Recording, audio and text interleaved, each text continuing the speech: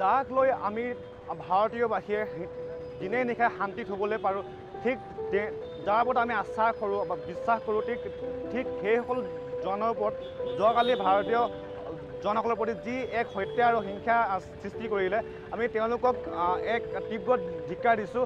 আৰু হিন্দু মামলা ছাত্ৰ সমাজে ভাৰত চৰকাৰলৈ মাননীয় প্ৰধানমন্ত্ৰী ডাঙৰীয়ালৈ আমি এটা অনুৰোধ জনাওঁ যে যিসকলে এই কাণ্ডত জড়িত হৈ আছে তেওঁলোকক কঠোৰ শাস্তি দিব লাগে।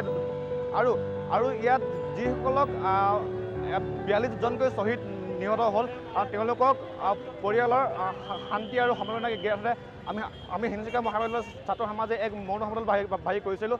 আৰু যিসকলে এই ঘটনাত জড়িত হৈ আছে তেওঁলোকক মই পুনৰবাৰ কৈছোঁ যে তেওঁলোকে যাতে অতি সোনকালে কৰায়ত্ব কৰিব লাগে ভাৰতীয় চৰকাৰে, আৰু তেওঁলোকক কঠোৰ শাস্তি প্ৰদান কৰিব লাগে, যাতে ইয়াৰ পিছত যাতে আৰু এনেকুৱা এটা হত্যা আৰু সংঘটনা যাতে নহয়, আৰু যাতে ভাৰতীয় জোৱানসকলৰ প্ৰতি যাতে বাৰে বাৰে জড়িত হ'বলগীয়া নহয়।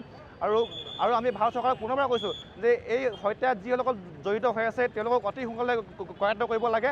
আৰু পাকিস্তানক চৰকাৰলৈকো আমি আহ্বান জনাইছোঁ যে আপোনালোকে শান্তি আৰু শৃংখলাবদ্ধভাৱে আপোনালোকৰ দেশৰ শাসন পৰিচালনা কৰক। দেশক হত্যা আৰু সন্ত্ৰাসে নহয়, আমি দেশক আৰু আমি হিংসা আৰু অহিংসাহে দেশৰ গণতন্ত্ৰ আমি ৰক্ষা কৰিব পাৰিম।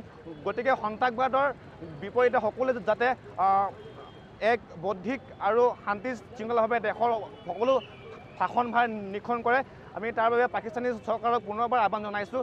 আৰু যাতে ভাৰতীয় বীৰ জোৱানসকলৰ প্ৰতি যাতে বাৰে বাৰে এনেকুৱা এটা সন্মুখীন হ'বলগীয়া নহয়, আমি তাৰ বাবে এক তীব্ৰ ধিক্কাৰ দিছোঁ। ধন্যবাদ।